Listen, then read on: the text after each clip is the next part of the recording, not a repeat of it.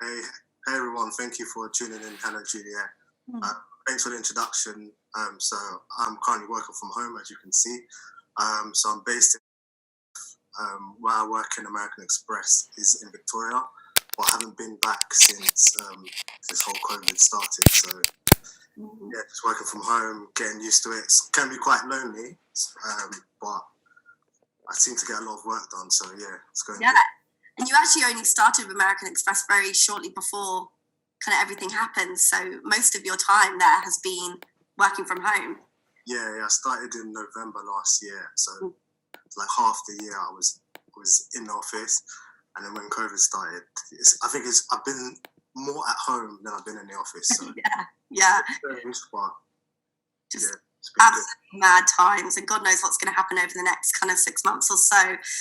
But actually, I think the question we were all really wanting to know the answer to is like, how on earth did you get to be an extra in the final Harry Potter movie? That is so cool.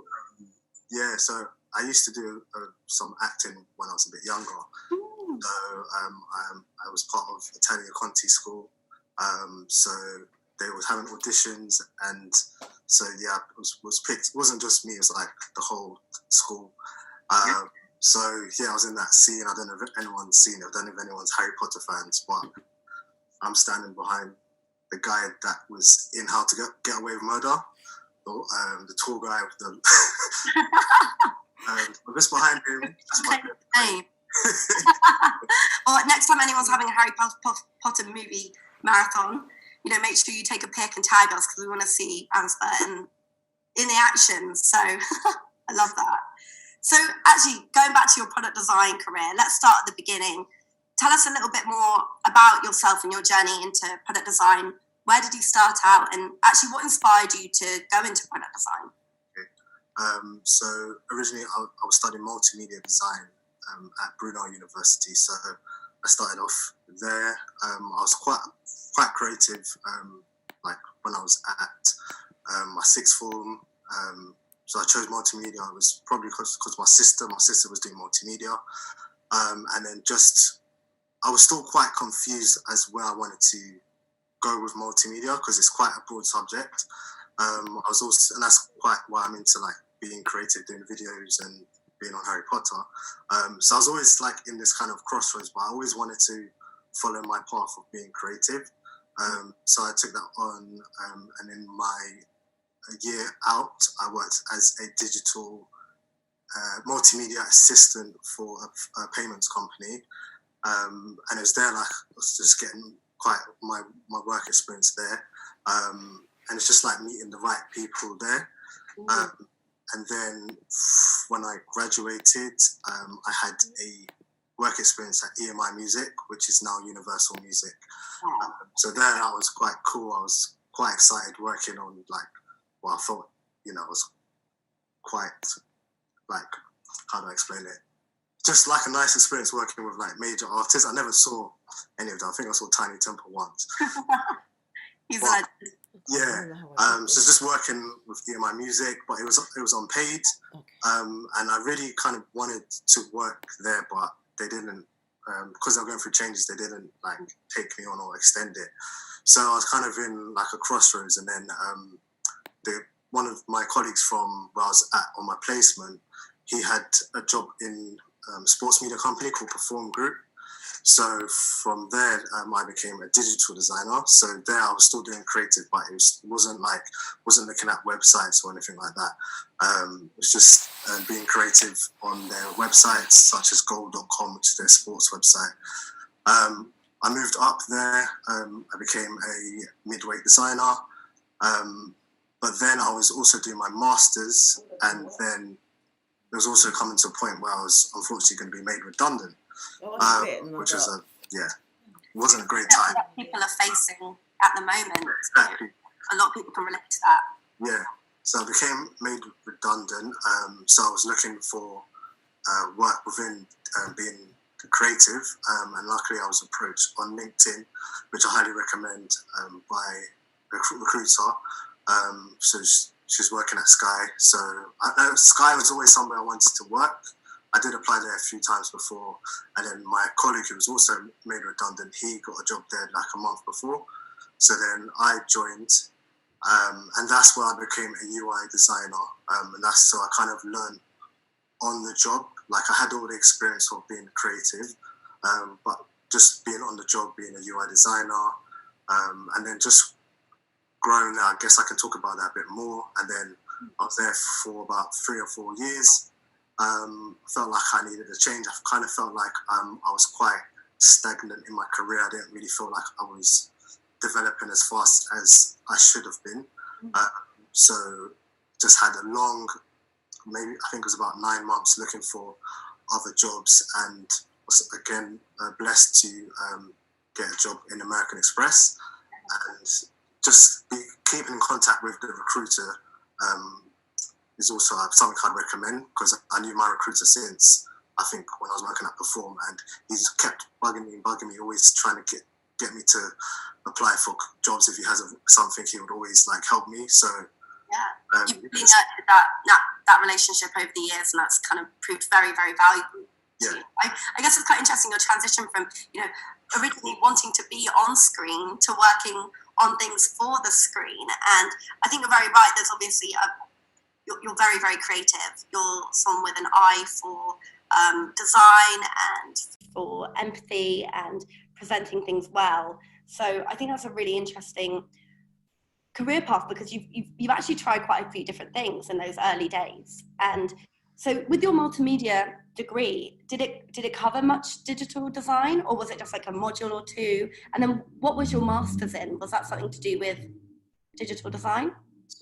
So the first question, yeah, it covered a lot of web design, digital design, not so much. Yeah, I think one of my projects was to create a website. So just kind of like doing the wireframes, like looking online and seeing how to do it. It's kind of like how I learned to do things like that, and coding as well. But my master's, which I think I did in 2015, that was actually on broadcast futures at Ravensbourne. So as I was saying, like my creative background, I kind of wanted to always still press with like my creative, my acting or my filming, but I wasn't too sure if I wanted to be in front of the camera or behind the camera. So doing that course kind of helped me to see like I like being creative behind the camera, but it also made me see that I don't necessarily have to follow that field. I can use it within my actual career. So for example, like if I'm doing presenting, firstly being on screen, it helps me to with my presenting skills. Also, like if I'm doing photography, if we're having a presentation at work, then I can like help document that, because also documenting what you do is always good as well. So it's helped me in that respect.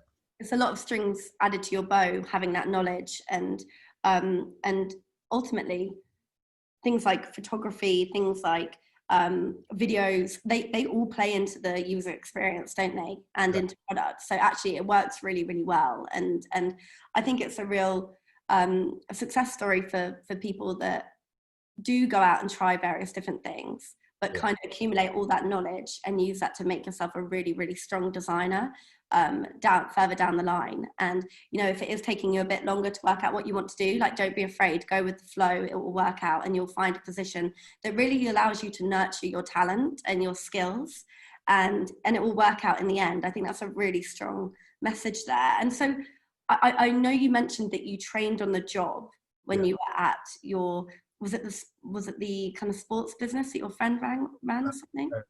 At Sky. Oh, at Sky you trained on the job. Oh, okay, cool. So did you have a particularly great mentor there, or someone that kind of showed you the ropes?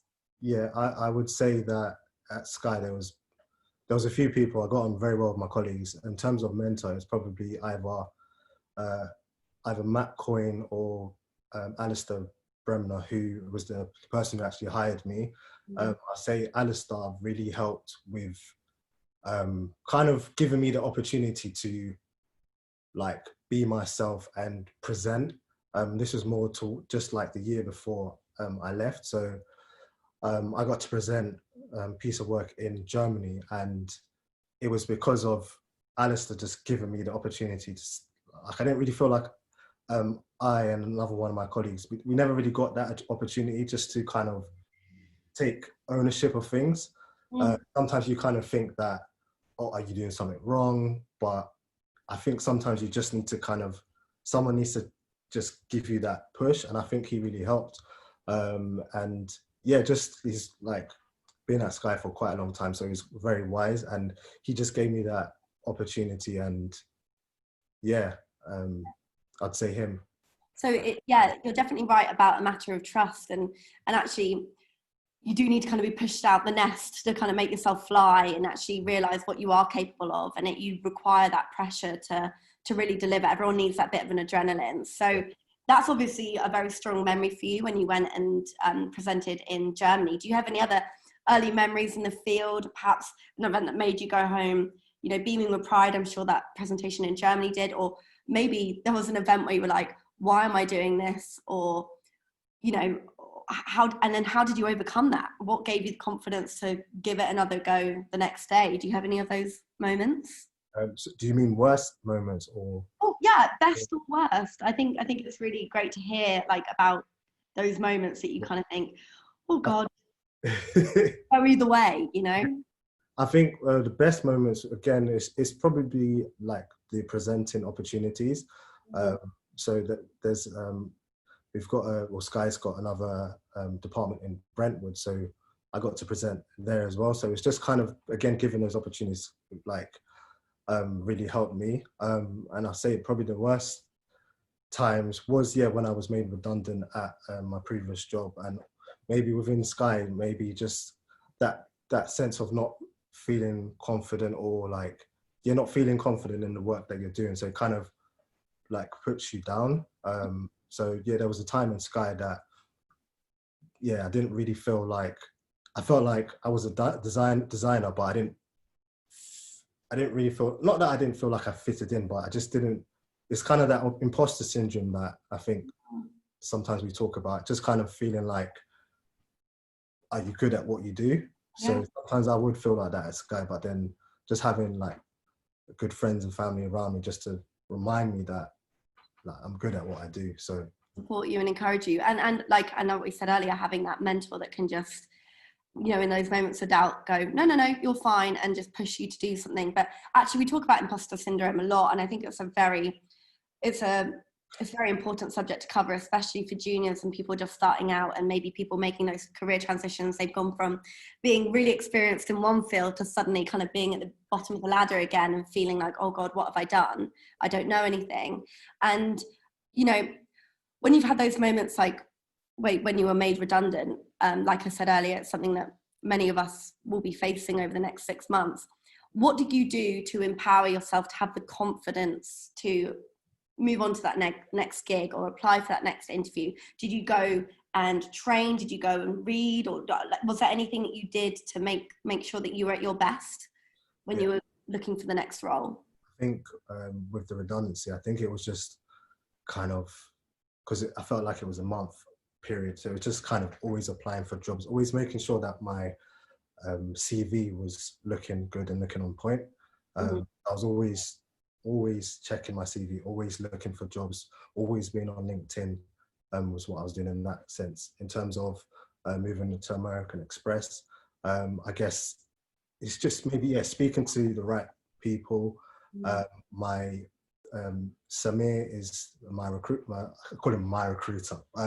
He's a friend now, and he was someone that would kind of say to me, look, just kind of knock it into my head, like, you know, you should be doing this, you should be on this kind of level. So don't give up, keep pushing for those roles, keep looking. So it's just having that, always having that other person to kind of help you. And even if you don't, it's like always just having self-belief as well is good as well. Yeah, I think, you know, you mentioned the power of LinkedIn earlier, and also you've been speaking about the power of a recruiter, and actually it is something, although some people are nervous about recruiters, they're there to help you and watch you nurture and nurture you. They want great talent. They want they want you to have you on their books. So actually having conversations with recruiters, going, what is out there? What are the gaps in the market? And reaching out to them. They're all happy to help, and they'll then, you know, suggest a training course that you should take up, or suggest someone that you could speak to that could be a bit of a mentor. So when you're feeling lost, I absolutely agree. I think being very, very proactive is going to get you to a good place, but also not being afraid to go and contact these people that do have the right contacts and do have the right networks to kind of elevate you. And I think that's a really great kind of message to lead on from. And we'll go into a bit more detail about what you'd recommend for portfolios, CVs, kind of towards the end of the interview. But I just wanted to ask you for the last question section, what projects have you worked on that have really stood out to you, and why? Well, the one that I presented in Germany, which I can't actually say what it is, but it stood out to me because it's something that is needed on that company. Needed is something that major TV companies already have. So it helped because you kind of said to yourself, this is definitely needed. So it's definitely going to be reach a wide audience, because sometimes when you're designing, you might have a design, but it might not be released until next year or the year after. But I know that that this product will be out.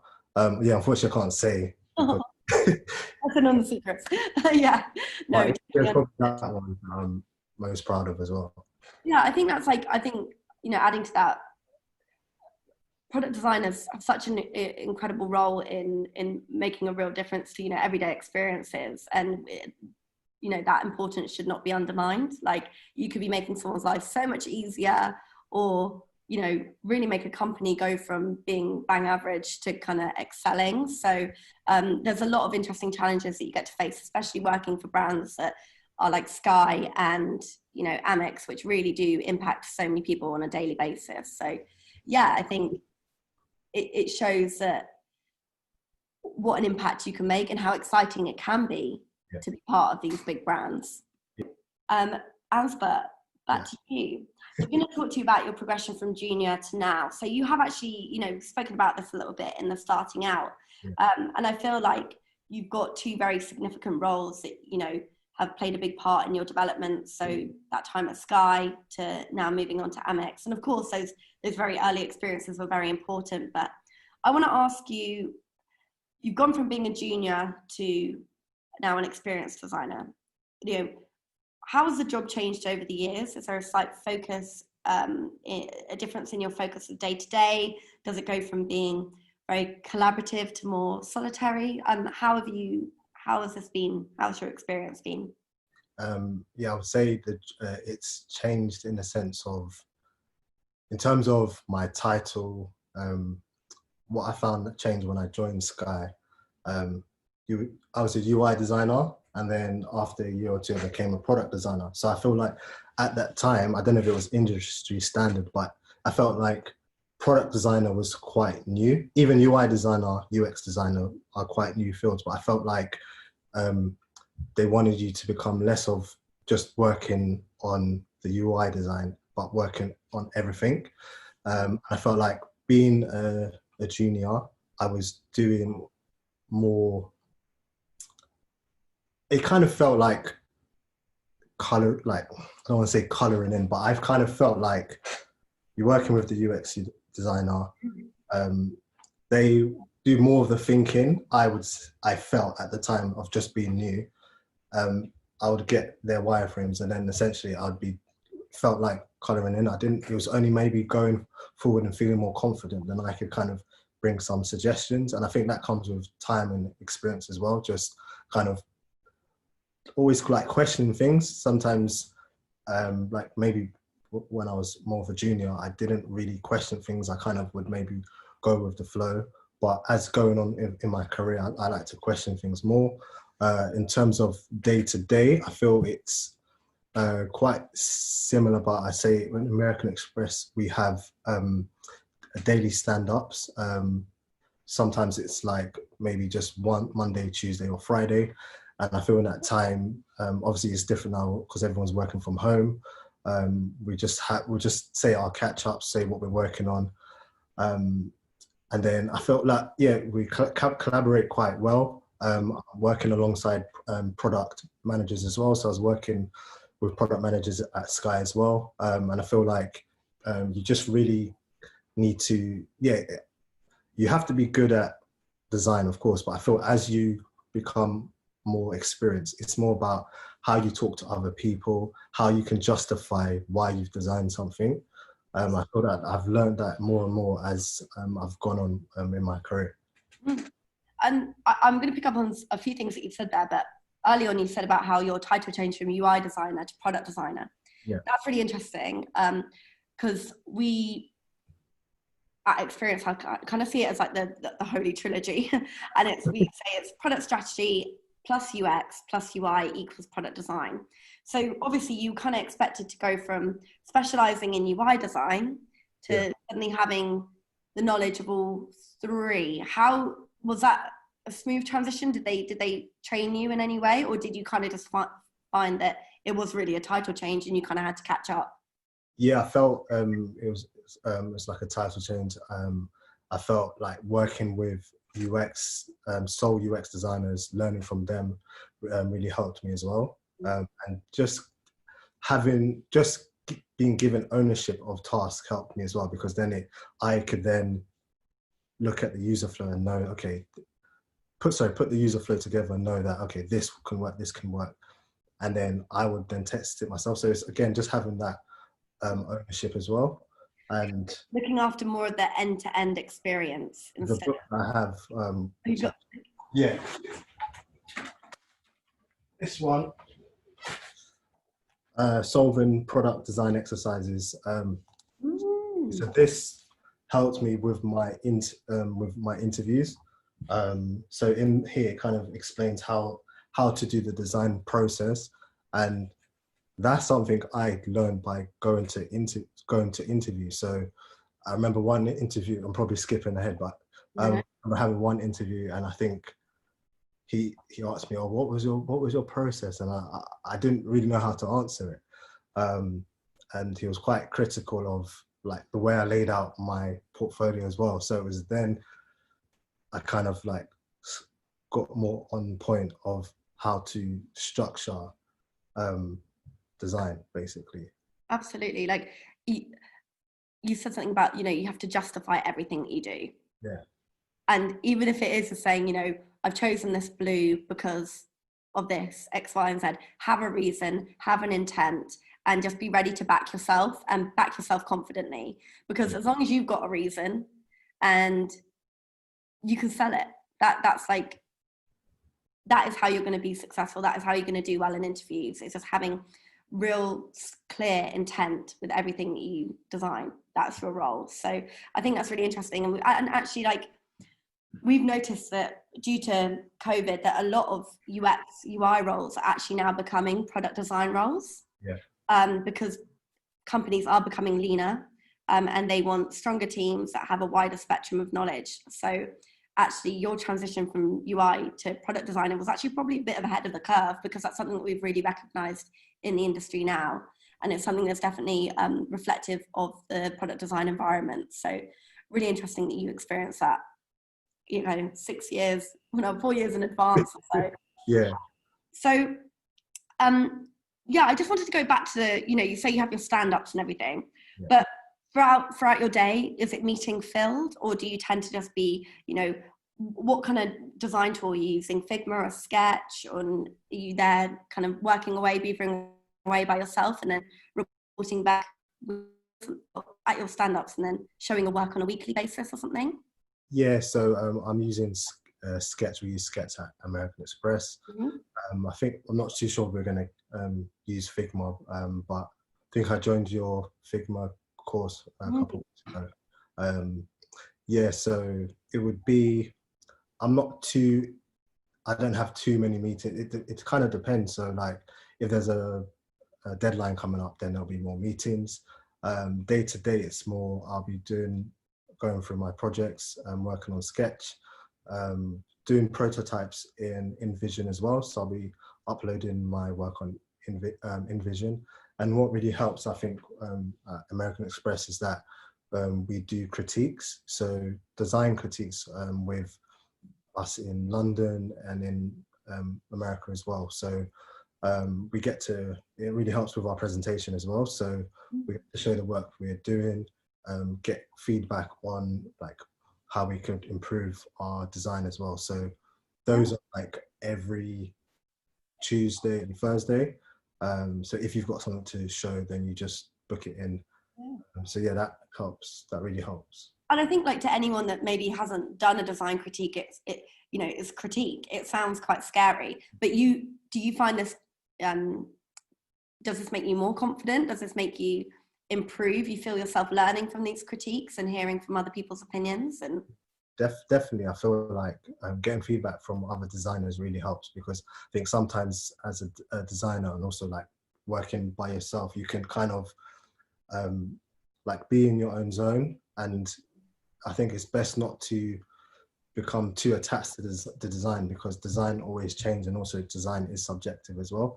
It really does help having those critiques and getting feedback from people that might have like another way to do things helps as well.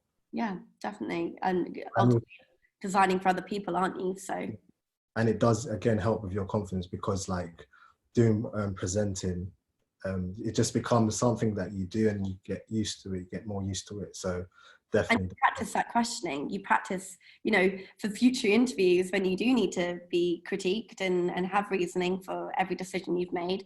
Yeah. You've kind of had plenty of experience having someone say similar things to you. So yeah, it's not something to be scared of. It's actually a really great opportunity to grow. So that's brilliant. Thank you, Ansbert.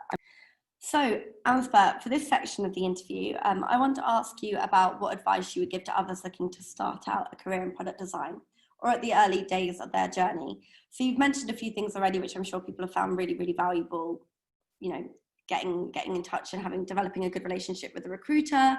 So you also said, having that wide spectrum of experience in lots of different fields have actually really fed well into your skills, being proactive, making sure that you're constantly working on a CV and portfolio. But I want to ask you specifically, at the moment, what advice would you give to others looking to break into a career in product design? I would say try it, go for it. There's courses obviously that experienced Haus do as well. So I would say if you're I don't know if you're at crossroads, or you've just finished uni and you're looking to go into it, I would definitely try it first and go do a course. I feel like, if you're quite creative, this is a great product design is a great course and career, to definitely get into. So I guess the advice is look at courses first, look at different types of apps, look at things that you like different apps that you like. So for me, for example, I'm into my music. I like Spotify. I'm into my Marvel, so I've got Disney Plus now. That's my favorite app at the moment. So yeah, just look at apps that you like, and then just see it and think, okay, could I do this? Look at how like each of the pages are, how the transitions are, and start thinking like that. Start thinking if that's something you can do. Like if you can design well, great. But if you can like get the journey correct, if you can give good user experiences, then I would start looking at that. So looking at apps, get in contact with the right people. So in terms of jobs, the right recruiters. I know, I don't know if there's stigma on recruiters, but finding the right recruiter really helps. I highly rate recruiters, because like it might seem like they're always on your case, but it helps because because like they can see a job that might be right for you, but they can also help you structure your CV and help you in that sense. So look for the right recruiters as well. So yeah, I think that would be getting into the course, looking at apps, and connecting with recruiters. Yeah, brilliant. So they're kind of really three strong key takeaways for everyone there. And I just wanted to ask you, so you've recently gone through quite heavy interview processes at various large corporates. And when we've had we've had chats before and you learn a lot from this. So I was hoping you could maybe talk us through some of the interviews where you learn a lot and where maybe they didn't go so well and you didn't quite get that job, but it has now led you to working at a brilliant company. So what did you learn from this? What would you then tell others to learn from that experience too? How long do we have? No, I'm joking. So yeah, the interview process. So this is just me gonna just think off the top of my head with this, but yeah. So getting the job at American Express. So during the period of working at Sky to getting a job at American Express, I just had loads of interviews. But how it started was, I think, just kind of not feeling great, not where I was, but just kind of more within myself, and I felt like I needed a change. So I think I was just, again, using LinkedIn all the time, always having my CV ready. And then, yeah, recruiters, I think I applied for a job in, I applied for a job and they got in contact with me. Can I say the job? Or? Yeah, you can say the job. Cool. It's for Emirates. So this was kind of like a great company. Yeah. So this was kind of like the start of my interview process for this next period of my life. And I felt like I was just in a different place in the sense of like something new was about to happen. And I was so excited. I got to the second stage and then I was flown to Dubai. So as you could probably tell, I was very excited. I was just, but I think at the same time, maybe I wasn't, not that I wasn't thinking straight, but I didn't really maybe think about what if I actually got the job and I went out there and I lived out there and I left my family. So I was and I wasn't, to be honest, I wasn't in a good place and I just kind of needed a change. And yeah, that having that interview really helped me. But at the same time, of course, I didn't get it. So what did I learn from that? I learned that, well, one, I wasn't ready. And two, that I learned how to be better at presenting. I learned how to be better at presenting, how to explain my design process. And yeah, it was a great experience. And from that, I actually met I would call him my mentor, who was taking the interview. And just throughout that journey from there to now, I've kept in contact with him and he's also helped me as well. So he gives you feedback regularly, and so I guess I'll have to go revisit your portfolio again, right? You had to go restructure how you presented your case studies. Yeah, exactly. And that's when that book came into Yeah. So So from talking to him, having that interview, I think I had about, let's say 7 or 8 or 9 interviews for different companies. But these interviews that I had helped me with my portfolio. So I had a portfolio, but I didn't have much UI work. And reason being is because being at Sky, most of the work is non-disclosure. So you can't put up certain work. Yeah. So it's like a catch-22. I had to have work. So these interviews helped. And just during the time, each one, I learned various things like, again, how to present, how to make my portfolio look better, how to it's almost storytelling. So just explaining why you've done something, the design process from start to finish. So I learned that through my various interviews. And again, I think most of them was through the recruiter, Samir. So I had different ones, some actually within Sky as well. And just some of the not so great ones was just like, one of them said, "Oh, I'm using the wrong phone for my presentation." So that was something that they looked at, which I can get, but I think I was using an iPhone 8 and they were on iPhone X. Yeah. So they want the latest. They want It is important to just make sure when you're presenting your work is up to date. So I can take that on board. It's really interesting actually hearing you talk about, sorry to interrupt, but it's because obviously you know, you think about product design and you think about design and you think it's, you know, on a computer screen and just, you know, like doing your own thing, but the amount of presenting you've had to experience and do. And so really for everyone out there, you know, for people that are listening today, really work on those skills whilst you can. Do, like, you know, ask your family and friends if you can kind of present to them a few ideas, and talk to yourself in the mirror as if you're a client. You know, do whatever you can to get really, really confident, because then you'll be a step ahead when other people are realizing how presenting heavy it is. Yeah. You'll already be there and you'll be strong and you'll stand out as a result. Exactly. Yeah. No, that's great. And so, in your opinion, is a portfolio more important than a CV? I'm imagining you're going to say. Yeah.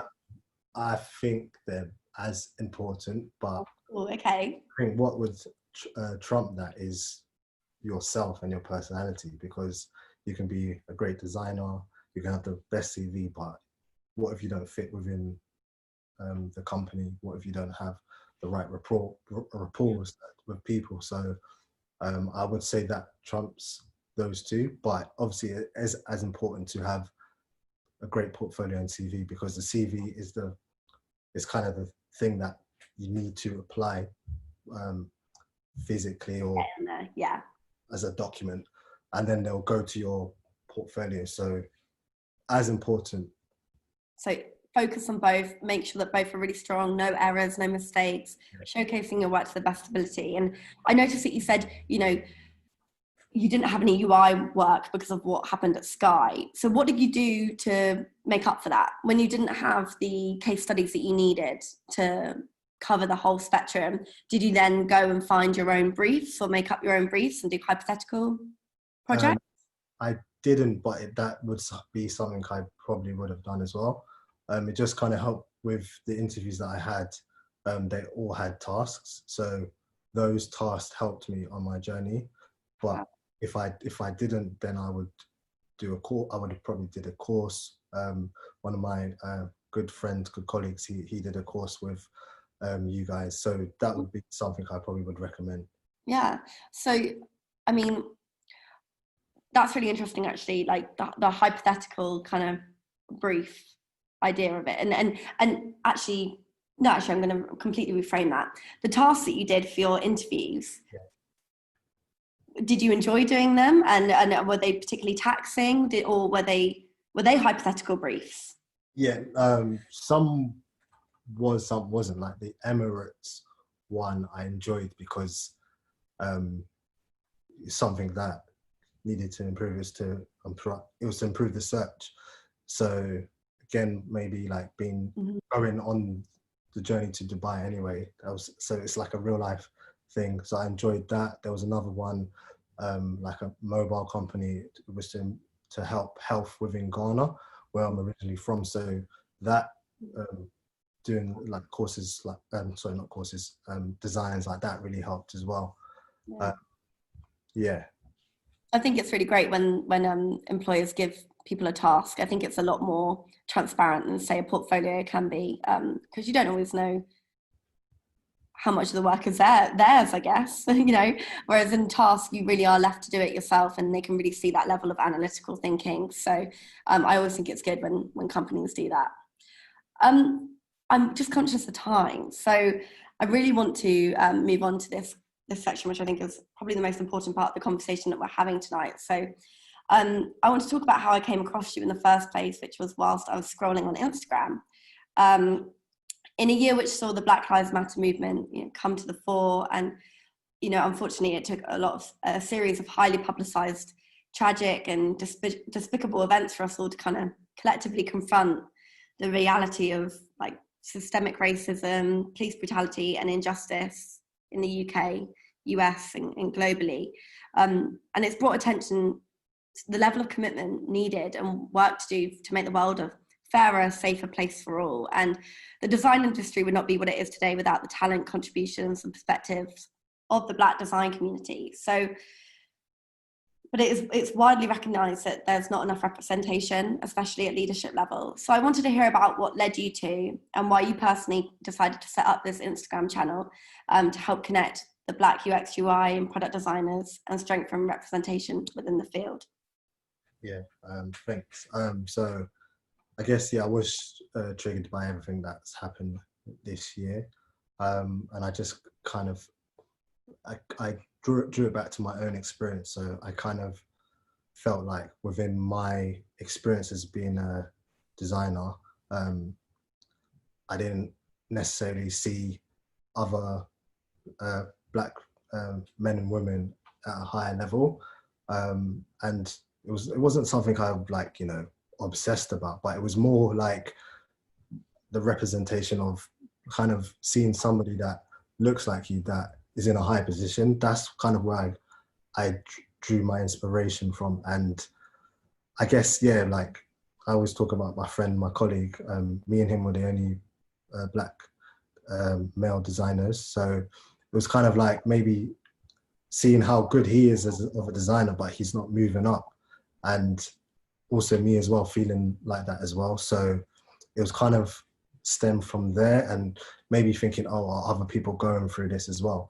But it was kind of stemmed from like wanting to see that leadership level. So I think I just had the idea, I just put it together. Like had it on like Instagram. I've got this design app that I use as well. So I had some of it all together, but I never like posted it. And then I just thought, okay, let me just like, time waits for no man, so let me just Very true. put it out. So I put it out, and then I just put it on Instagram. And then like speaking to my girlfriend, she told me to change the logo, so I changed the logo. And then speaking to my friend, he said, oh, you're going to put it on LinkedIn. And I was like, oh, I don't know, like I don't want to like, maybe yeah, I didn't want to draw attention to it. He said just do it, so I did it. And then just having people joining the group, and maybe, yeah, it helped me get in contact with you and just reaching the right people. And also, so the UX manager from Emirates is the person who I'd say I look up to, and he happens he's Black. So see, when I walked into Emirates and I saw him sitting there, I was quite impressed, because I was like, I've never seen someone as his level that, yeah, looks like me. So speaking to him like helps as well. So it was just kind of like to kind of give back, but I'm not doing this in a sense of like, oh, you know, that there can be like certain negative stigma. That's not the nature of this. This is just to kind of help Black UX UI designers who want to get into UX UI, who want to become product designers. And it's also to showcase people's work. Don't know if that I've explained that well, but that's where it came from. So I think, you know, throughout this chat, you've spoken about a certain lack of confidence. Yeah. And I think for many of us who have always seen people that we can look up to and people that we can relate to in higher leadership positions, that does give you an air of confidence. It does make you think that it's possible. And yeah, I think it's really interesting that you've come on this journey where actually you've met this guy, you know, you met that guy at Emirates who really does inspire you, and that gave you the confidence and the belief that you could do it. And I think that's really, really positive, and exactly why your channel and your account is needed to hero, you know, Black designers who are doing amazing work. And no, I think it's a wonderful thing that you've done. And during lockdown, if you're not going to do it, then when are you? Exactly. Yeah, that's true. And I do think it's interesting, you know, you mentioned that maybe there was, it felt a little stale for you and your like fellow Black colleague at was it Sky? Was it? Yeah, it was Sky. Like the opportunities weren't there. Have you come to piece of that a bit more, that maybe it wasn't the right opportunity for you, or do you feel like there's still some work? Well, there's obviously a lot of work that needs to be done in these companies and responsibility taken to change this. Yeah, I feel still work needs to be done. I feel like we're both better in our positions where we are now, in terms of like we've got better opportunities. He's working like at a major company as well. So I think it's helped us. I think the experience in itself, like this is not, like, it's no disrespect to where I was before. It's just more having those opportunities, which I didn't feel like happened then. But I would say like that could happen anywhere. Like it could be. Yeah. I always have to take accountability on my own actions. What could I have done better? Could I have reached out? But at the same time, I felt like you do need someone to help you. Like you can ask, people can say, oh, ask. If you don't ask, you're not going to get anything. But you need to have somebody there who can look at you and kind of believe in you and say, okay, do you need any help? So that's what I kind of believe in.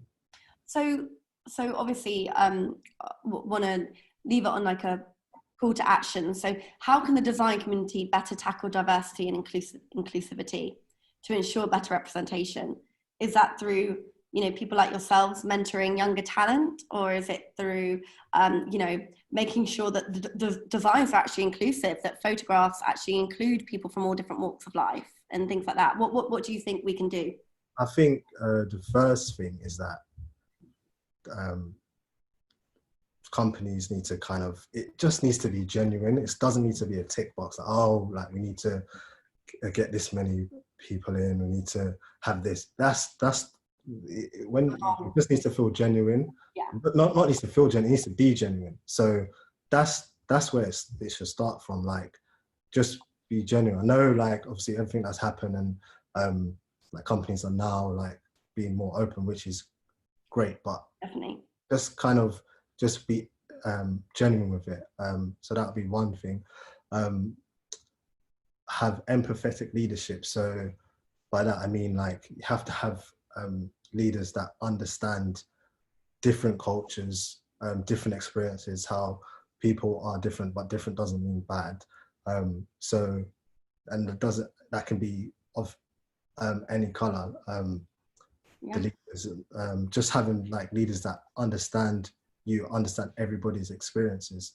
And I mentioned tick box, question things as well, like actually just try to understand everyone's opinions, understand certain situations that happens in work, like within meetings, like there might be little nuances, or as they call it, conscious biases that happen that some people don't really understand, and it's to be aware of that, because that can affect someone like you, like for example, just having like if I might have an opinion and I'm saying it in a perfectly normal way, but the person might feel like I'm saying it loud or being angry, and that, even though that having that kind of feeling and the person being affected by that, the person needs to understand that that could affect the person's experience.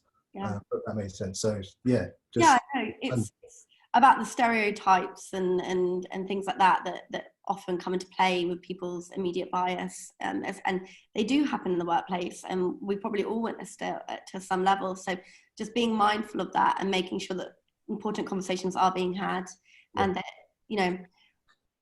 although I feel like council culture is like not the right way to go always, but just being able to have those mature conversations to go, like, you need to kind of open your perspective on this. And at the end of the day, especially in a design team, like when you're doing UX, it's about everyone. It's about everyone's opinions, and you need everyone from, like I said earlier, every walk of life to contribute. So making sure that if you are at a company, take note of the diversity and take note of the inclusivity and who's getting listened to and who's not, and do what you can to actively better that. And actually, a lot of people say it needs to be a top-down approach, but there's a lot of power in bottom-up. And if you feel like your company isn't taking responsibility in the way that it should, call them out on it, because it's the right thing to do. So to develop people as well, I think that's one of the major things. You can bring these different types of people in, but develop them, help them develop. Exactly. And I think, like, this might be me stepping over the line, Ansbert, but I'm sure that if there's anyone on the line that would like to have a conversation with you in more detail and get some advice with you on something, they should reach out to you on LinkedIn, and you would love to have a chat with them. Fine. Definitely. And make sure you're all following Black UX UI designers and showing support, because it's brilliant and it's going to do wonderful things. So I just want to say thank you so much for sharing your experience with us, especially on such a personal matter like this. You know, it's talking about a topic today that we all really need to commit to and help support. Like we said, it's really time for us all to take responsibility, educate ourselves on systemic racism to help get rid of the ignorance that fuels inequality. And ultimately, you know, let's make better designs for everyone. Yeah, exactly. If that's a little impact that we can make on the world, then that's a really positive thing. So at Experience House, you know, diversity is key to what makes our classroom special. I really hope that we are very inclusive. And so we really hope we can continue to be a platform to educate on important matters like this and give the mic to wonderful individuals like yourself. So back to Ansbert. So to finish the session, I wanted to open up the floor. So we definitely do have questions for you. I'm going to run through some of the questions that have already been put in the chat. Some have been sent to me privately, so I will get to your questions, I promise, guys. So you obviously worked with a recruiter quite a lot, Samir, I believe his name is. How did you originally find him? Did he reach out to you? And then how did you build that trust? Was it just kind of regular communication over a long period of time? Yeah, Samir kept phoning me every day. No, I'm joking. Samir is somebody I met just through LinkedIn. So I think he found me an interview at Burberry, and I think from there, he sold it to me. He was very this is fits you, and you know, he was giving all the big spiel about what. So I think at the time I probably thought, okay, maybe he's just trying to sell me something, but I went for it. But I think what I like about Samir is that he helps me. He goes through what I have and says, okay, maybe you should do that. You should change this to help you get the job. So he helps with that. And really invested. Yeah. So can I say the recruiting company? Yeah, go for it. It's called Red Cat Digital. So they help find UX UI job. So yeah, he helped. Just having that personal relationship and trust kind of went on when we met in person. So Samir and I had been speaking for maybe a year or so. I hadn't met him. When I came back from my Emirates interview and I had a BT, he got me an interview with BT. So on that, I think the next day I had BT. I think I still had my suitcase. So I met him, my girlfriend, and him. We met, and yeah, he was just funny. He was just kind of I don't know. He just kind of believed in me, and I know I think that helped when you meet somebody in person. So it kind of got rid of the whole just trying to sell something to be personal. I think that's a really good point, actually. So if, you know, like we said, recruiter does sometimes have stigma, but remember, they're a person. They're just trying to do their job, just like you are. You know, maybe set up that Zoom call, you know, go for a coffee, make that personal connection. And yeah, they might not have a job for you at the moment, but they'll keep you in the back of their mind. And it's worth having those conversations now, because the recruitment industry is suffering a little bit, but they still need talent. So get in there early and kind of develop that trust over time, and just keep in contact on a regular basis, I think, is kind of what we can say to people there. So, and that kind of covers Mag's question as well. So any advice on recruiters, where to find them? So LinkedIn, have a look on there. And we'll also put the details in the follow-up email tomorrow of Red Cat Digital. So Susie asked, what advice would you give for when it comes to negotiating salary? Is there something that you've had to do much? That's a good question, and people say that's a good question when they don't know the answer. But I've had, I think I have had to negotiate, and I think again, I was working with the recruiter, but I think you need to know you need to know your value and know what the market range is. So just knowing, and also knowing, like, I'm sure they've probably got, if there's a scale, I'm sure they've got that money near the top. So you kind of need to, like, be honest, and obviously don't just go for a figure that might seem unrealistic. Well, actually, it might not be unrealistic, but just kind of maybe try to meet in the middle and have a range. I think they say don't ever take the first offer. So if they've offered you something, have a recruiter. That also helps, because you can ask him or her, and they can be open and honest with you, and say what you should be looking out for, what you should be reaching. But never sell yourself short is, I guess, the advice I would give. Definitely. So I think you're right. Like, having a look on websites like Indeed and Reed and places like that, a lot of them offer you kind of a spectrum of what you should be asking for depending on your experience, and especially in the different, like, where you're from. So you can look up London versus Manchester or Scotland. So definitely have a look at those. And I agree. There's actually, Susie, if you're still on the call, hopefully you are.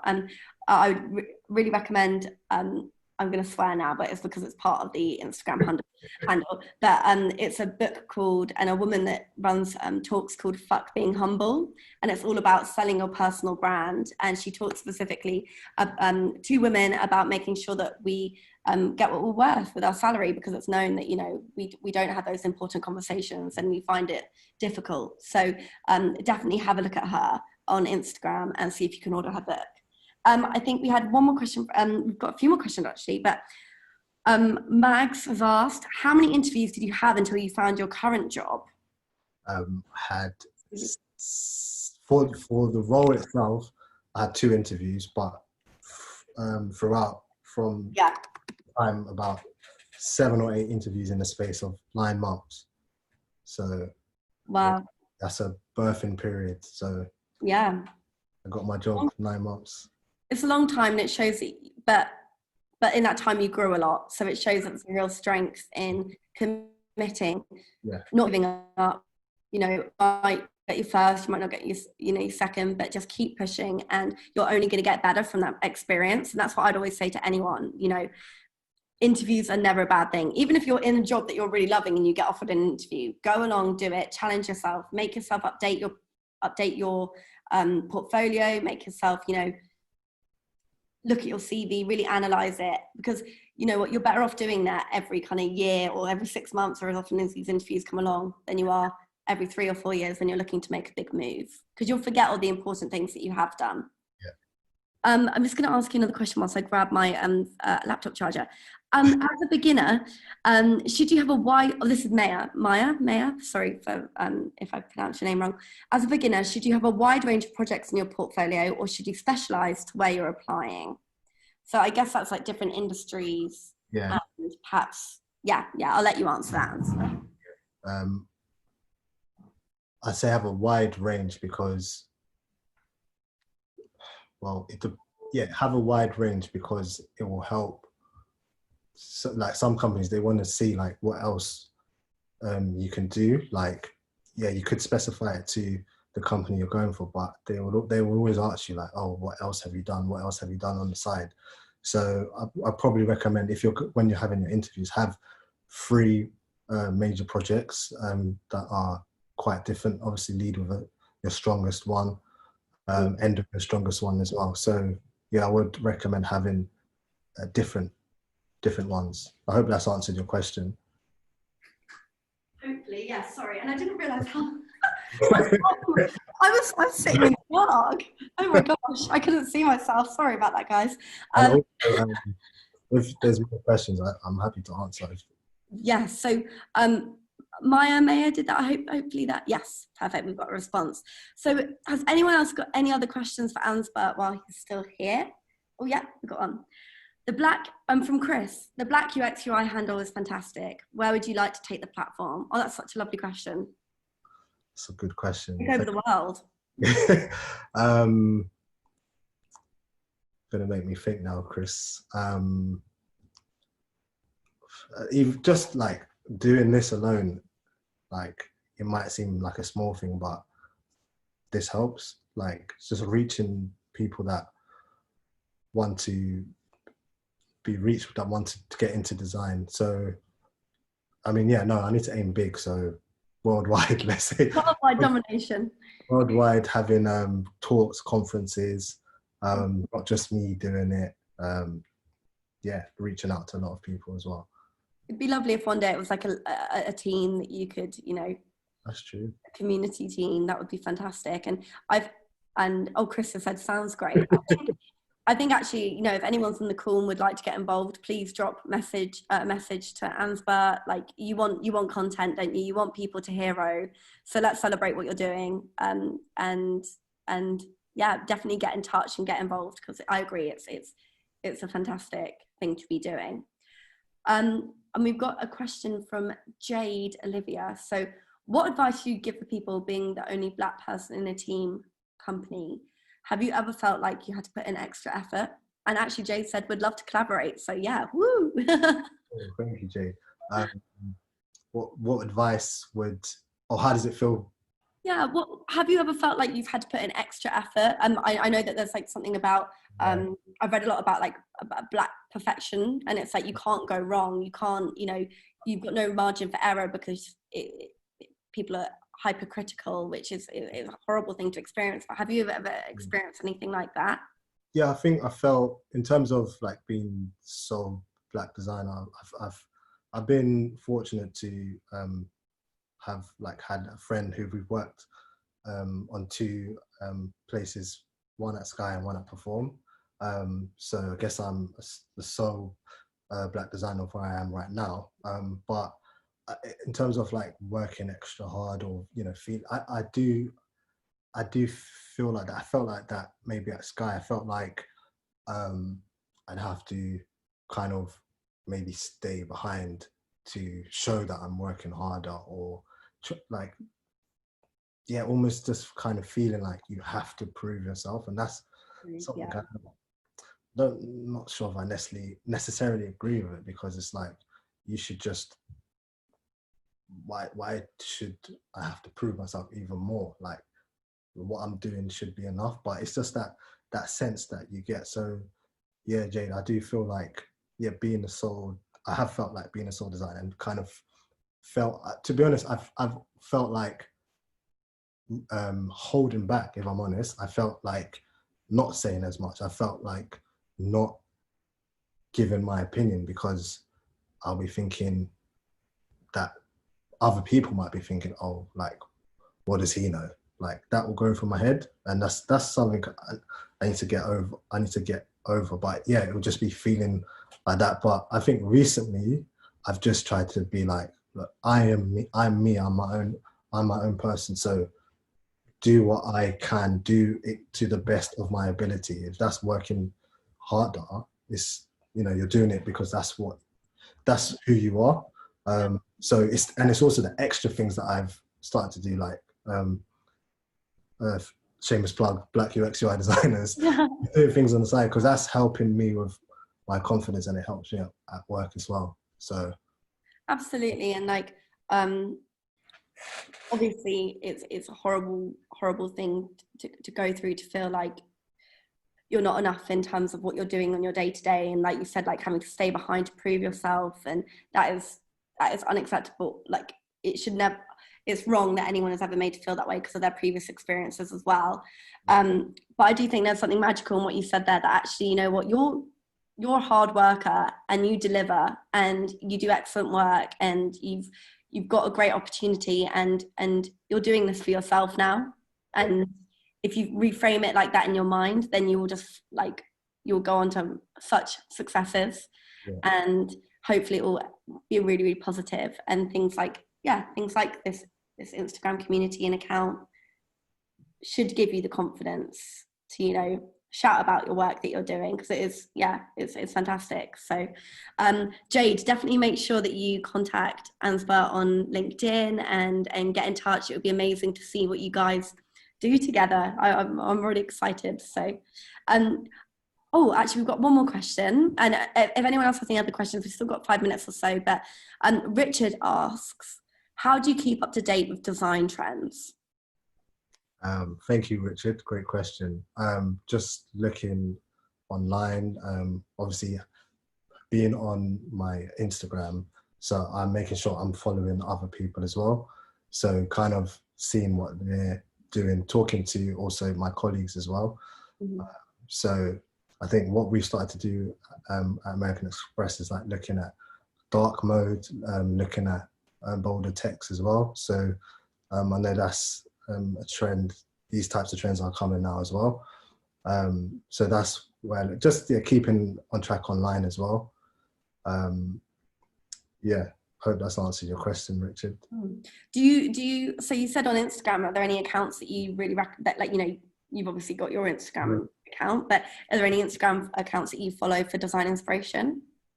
Yeah, I just can't remember some of the names. Like some of them just have like UX UI on the handle. There's a good one called Ollie and Frank as well. And where's the other one?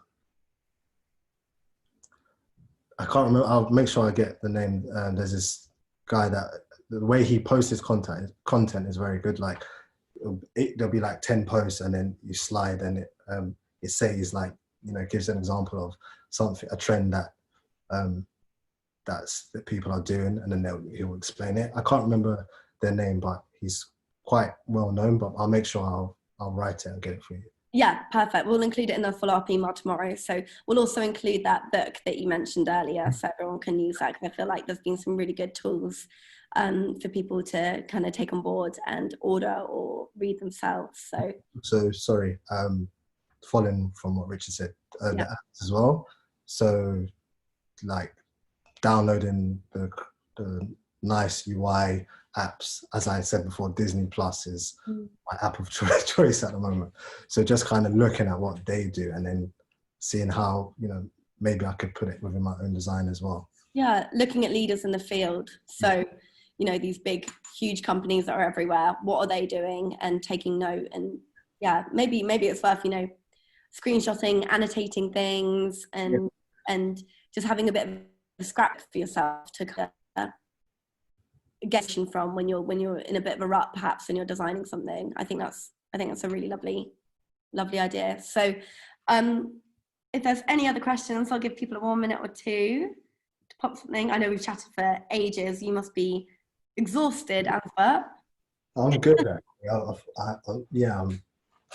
It's been good.